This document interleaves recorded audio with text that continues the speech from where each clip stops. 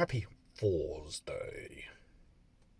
Let's go over Brynhild's Ride to Hell. It was translated by Jackson Crawford.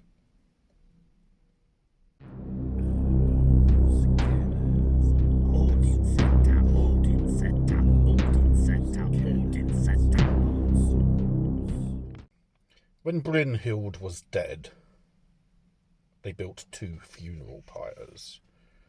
The first was for Sigurd, and it burned first, but Brynhild was placed on another pyre, and her body was on a wagon draped with expensive cloths.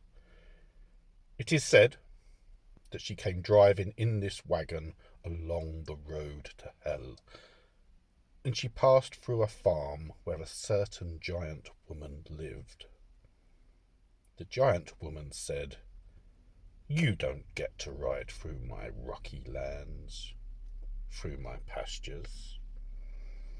It would be more fitting for you to sew a tapestry than to come here to visit another woman's husband. Why are you visiting my home from the land above, you two-faced woman? You have fed human blood to the wolves, cursed by you." Brynhild said, "Don't scold me, you bride from the stones, even if I did once go on Viking raids.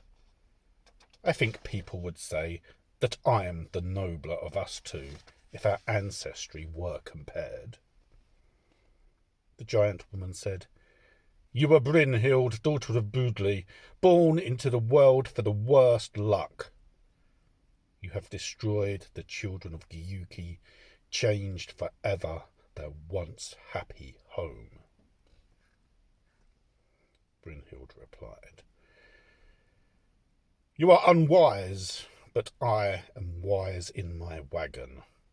I will tell you in brief, if you want to know how Giuki's sons made me into a loveless wife and an oath-breaker.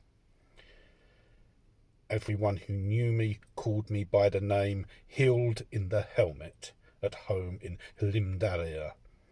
A man was named Agnar, brother of Alvar. No one would ever help him in any way.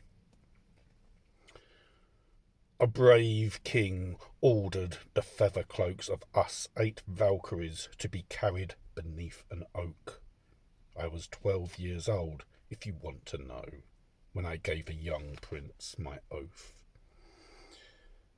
Then I let an old warrior, Jarmgunner of the Gothic lands, go to hell. I gave victory to Agnar, Alvar's younger brother, and Odin was intolerably angry at me for this. He closed me up behind red and white shields, set them in a circle around me in Skardaland. He said only a man who could never know fear could break my sleep. And around my south-facing hall he kindled high flaming fires. Only one man could ride over the flames, the one who brought me the gold that had lain beneath Fafnir. Then that good man, that sharer of rings, came riding on Grani to my foster father's hall. He alone, the Viking Sigurd, seemed better to me than every other man at that Danish court. The 2 of us slept together in one bed, not as lovers, but as if he were my brother, for 8 nights. Neither of us laid so much as a hand upon the other. Gudrun, daughter of Giuki, mocked me. She said I had slept in the arms of Sigurd, and when she said it, I realized the horrible truth of how they wooed me. They had tricked me. Men and women will go on living for far too many days, for far too little joy. But as for me and Sigurd, we will never be parted, never again after death.